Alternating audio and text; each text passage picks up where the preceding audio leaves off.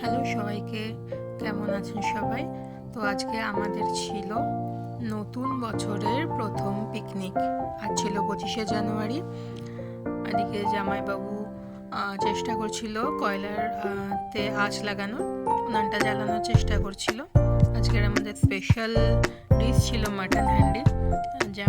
জামাইবাবু অনেকক্ষণ ধরে চেষ্টা করে তারপরে আঁচটা জ্বালিয়েছিল।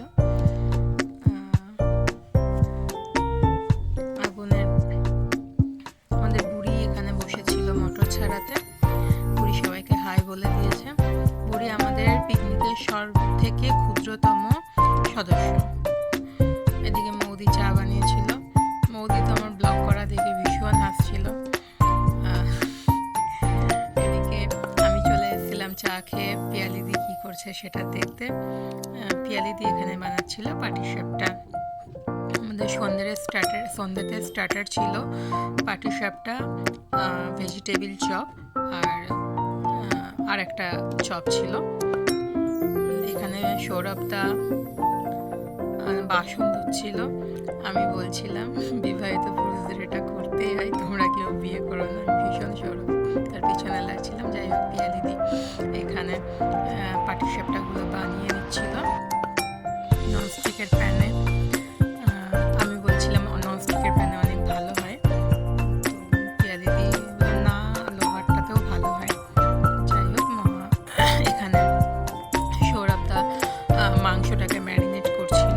সৌরভদা দারুণ সুন্দর শেফ, অনেক ভালো রান্না করে। সৌরভ এখানে মৌদি বসে বসে ফ্রাইড রাইসের জন্য সবজিগুলো কেটে নিচ্ছিল। স্টার্টার চলে এসেছিল ভেজিটেবিল চপ আর আলুর চপ। এখানে সবাই কাজ করছিল, শুধুমাত্র আমি বাদ দিয়ে। আমি ভীষণ ফাঁকিবাজ, আমি কোনো কাজ করিনি।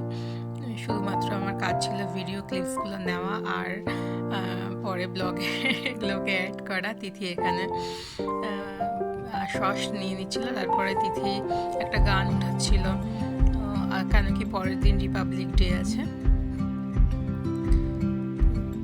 তিথি চেষ্টা করছিল গানটাকে ওঠানোর। এখানে সৌরভদা বানাচ্ছে আলুর দম প্রায় হয়ে এসেছিল।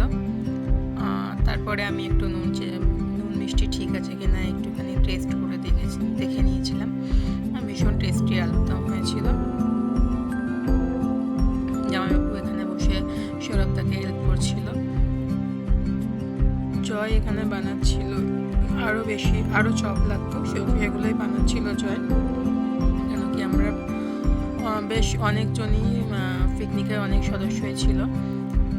জয় অনেকক্ষণ ধরে এই চপগুলো পাচ্ছিল। এদিকে সৌরভদা মাটন হ্যান্ডি বানাতে লেগে পড়েছিল।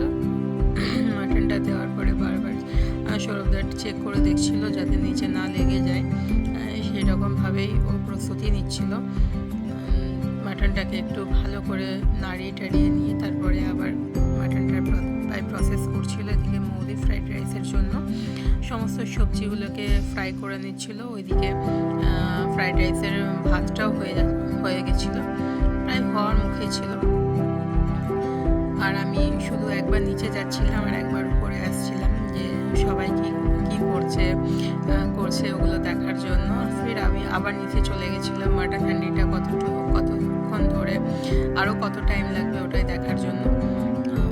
বেশ অনেকটাই সময় লাগে মাটন হ্যান্ডির জন্য। যাই হোক, আগে থেকে ম্যারিনেট করা থাকে বলে অত বেশি সময় নেয়নি। অনেকক্ষণ ওটা দেখার পরে তারপরে আমি এসে গেছিলাম মৌদি কী করছে সেটা। মৌদি ফ্রাইড রাইসটা প্রায় প্রসেস বানাচ্ছিল। অনেকক্ষণ পরে এসে আমি ওটাই দেখলাম যে মৌদি ফ্রাইড রাইসটা বানাচ্ছে। ওদিকে পিয়ালিদি মাটনটা ম্যারিনেট করার চেষ্টা করছিল। যাই হোক, আমাদের রান্না হয়ে গেছিল, সবাই খেতে বসে পড়েছিল। সবার ভীষণ ভালো লেগেছে সৌরভদার মাটন হ্যান্ডি আর মৌদির বানানো ফ্রাইড রাইস আর আলুর দম। যাই হোক, সবাই ভালো রিভিউ দিয়েছিল। আবার দেখা হবে আপনাদের সাথেও